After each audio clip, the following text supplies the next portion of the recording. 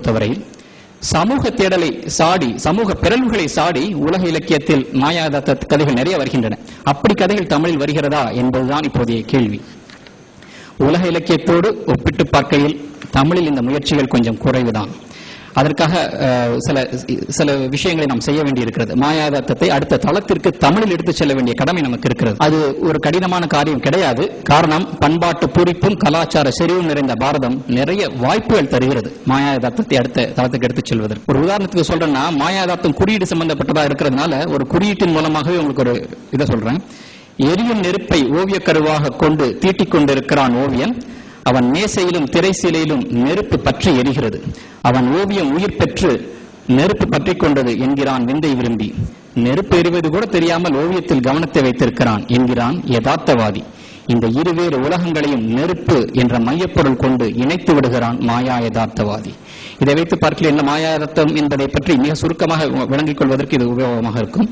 எனது முதல் உத்தி, இது மாயாதாத்தத்தை தமிழ் இலக்கியத்தின் அடுத்த தளத்திற்கு எடுத்துச் செல்வதற்கு சில உத்திகளை இப்போது நான் பரிசோதனை முயற்சியாக தரப்போகிறேன். அதில் முதல் உத்தி, பிரபலமான கதைகளை நாம ஞாபகம் வச்சிருக்கிறோம் பாத்தீங்கன்னா, அதன் கேரக்டர்ஸ், கதை மாந்தர்கள்.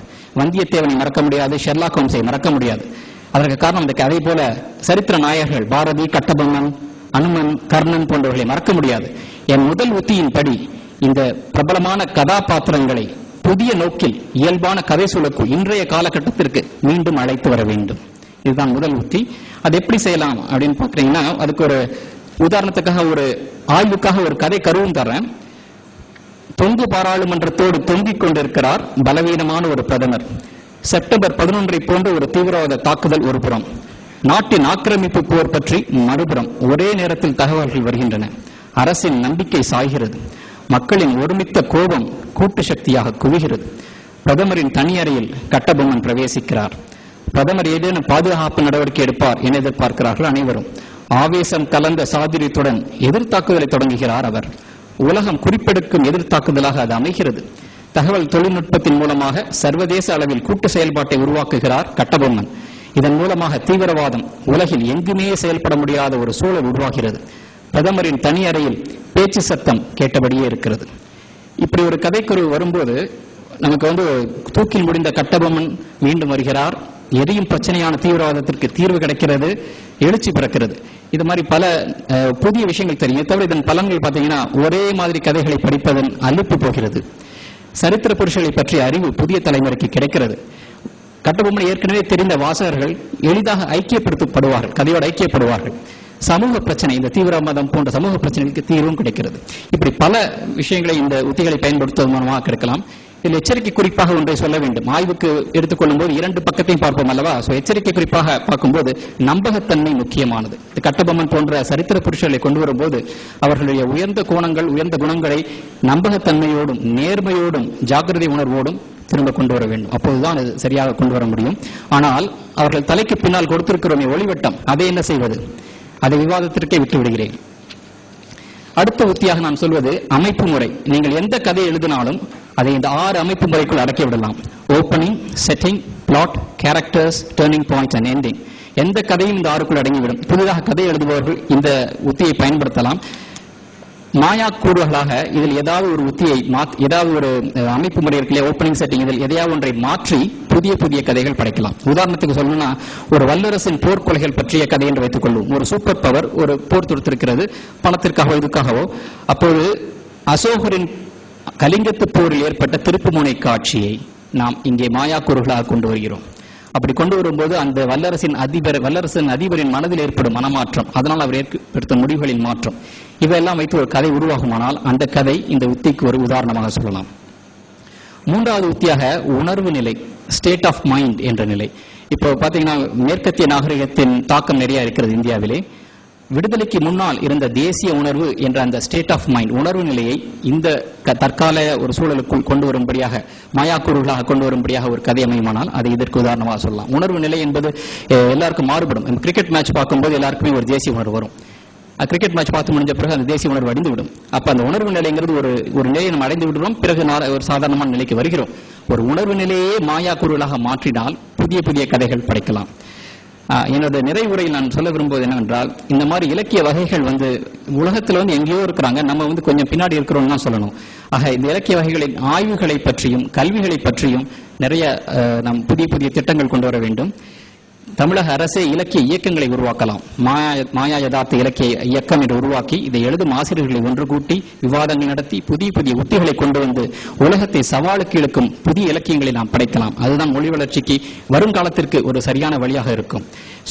நான் சொன்ன புதிய உத்திகளோடும் இந்த சமூக நோக்கோடும் நிறைய மாயா யதார்த்த கதைகள் வருவது தமிழ் இலக்கியத்தின் வளர்ச்சிக்கு அத்தியாவசியம் என்று கூறி விடைபெறுகிறேன். வாய்ப்புக்கு நன்றி. வணக்கம். கட்டுரை புதிய பார்வையோடு சென்றது. நாம் திருக்குறளை பற்றி பேசினோம். ஒருவேளை காமத்துப்பாலோடு இவருடைய கருத்துக்களை உருவப்படுத்தலாமோ என்ற ஐயம் கூட எனக்கு எழுகிறது. இருந்தாலும் கூட அந்த கருத்துக்கள் இப்போது வேண்டாம், நம்ம அடுத்த கட்டுரைக்கு போகலாம் என்று நான் நினைக்கிறேன். அடுத்ததாக கட்டுரை பேராசிரியர் ராஜாராம் அவர்களுடைய கட்டுரை. அந்த கட்டுரையுடைய தலைப்பு திருக்குறளில் மனிதநேய கோட்பாடு என்பதாகும். பேராசிரியர் ராஜாராம் அவர்கள் பாலக்காடு அரசினர் கல்லூரியில் பணியாற்றி பல்வேறு ஆராய்ச்சி திட்டங்களை எல்லாம் மேற்கொண்டு இப்போதும் தொடர்ந்து ஆராய்ச்சியை செய்து கொண்டு வரும்படியான ஒரு பேராசிரியர். அவர்கள் மனிதநேய கோட்பாடு என்று பேச இருக்கிறார்கள். முன்னாலே பேசிய பிரான்சிஸ் முத்து அவருடைய கருத்துக்களோடு இது ஒத்து வரும் என்று நான் கருதுகிறேன்.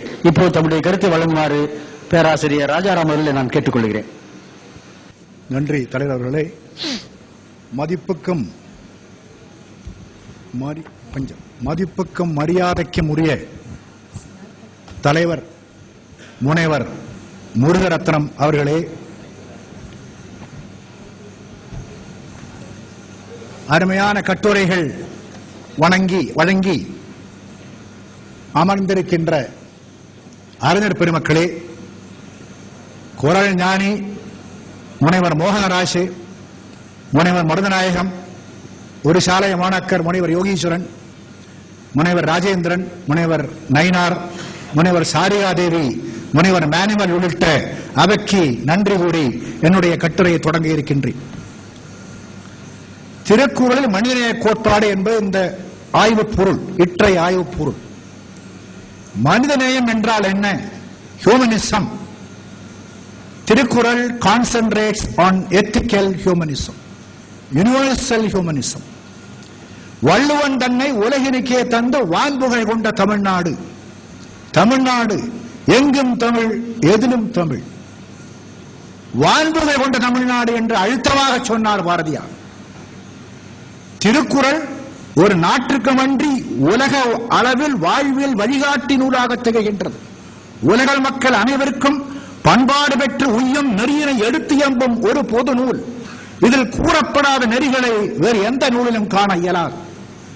முழுமை பெற்ற மனிதனை காணும் வேட்கை உடையவர் வள்ளுவர். த குவெஸ்ட் ஃபார் பர்ஃபெக்ட் மேன். மனிதனை மனிதனாக, உயர்ந்த மனிதனாக, மொழி வளர்ச்சி பெற்ற மனிதனாக காண்பதுதான் வள்ளுவருடைய வேட்கை. இது வாழ்வையின் அடிப்படை கூறு. வாழ்வியல் அடிப்படை கூறுகளிலே மனிதநேயம் என்பது முக்கியமான கூறு.